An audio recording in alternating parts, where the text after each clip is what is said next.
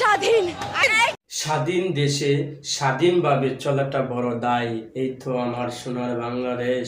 শিক্ষার্থীরা 2024 সালে কিভাবে দেশটা স্বাধীন করলো দেখা যাক। আজকে আমরা স্বাধীন, আমরা পারছি, আমরা স্বাধীন।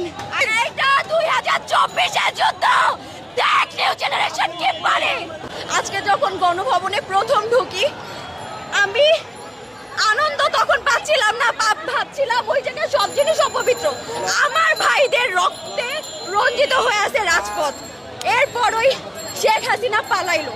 এখন কিসের জন্য পদত্যাগ করলি? আগে কেন করলি না? আমরা শুধু একটা অধিকার চাইছিলাম, ভালোভাবে দিয়ে দিলেই পারতি। এখন সেই পদত্যাগ করলি, সবকিছু করলি, কিন্তু সাথে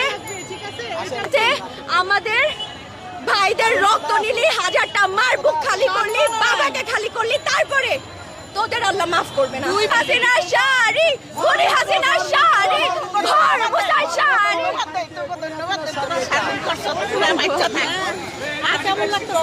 অসম্ভব ভালো লাগতেছে। তবে আমরা আমাদের যেসব ভাইদের এই যুদ্ধের ময়দানে আমরা হারিয়েছি, অবশ্যই তাদেরকে আমরা কখনো ভুলবো না। তবে শেখ হাসিনা পালাই গেলেই আমরা যে খুশি হয়ে গেলাম এটা না। ওর জন্য বিচার চাই, বিচার চাই, বিচার চাই। ওর বিচার করতে হবে।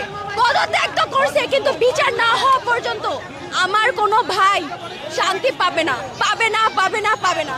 তবে সবাইকে বলি, আজকে আমরা স্বাধীন, আমরা পারছি, আমরা স্বাধীন। আজকে বাংলাদেশের এটা 2024 এর যুদ্ধ। দেখ নিউ জেনারেশন কি পারে। এই যুদ্ধটা ভাই, সত্যি কথা বলতে এই যুদ্ধটা যে ছাত্ররা রক্ত দিয়েছে আবু সাইদ থেকে শুরু করে, তাদের ফসল এটা। আমরা এই দেশটাকে নতুন করে সাজাইতে হবে ইনশাআল্লাহ। আমরা আমাদের কত ভাইদেরকে হারাইছি। আজকে যখন গণভবনে প্রথম ঢুকি, আমি আনন্দ তখন পাচ্ছিলাম না, ভাবছিলাম ওই জায়গায় সব জিনিস অপবিত্র। আমার ভাইদের রক্তে রঞ্জিত হয়ে আছে রাজপথ। এরপরই শেখ হাসিনা পালাইলো। এখন কিসের জন্য পদত্যাগ করলি? আগে কেন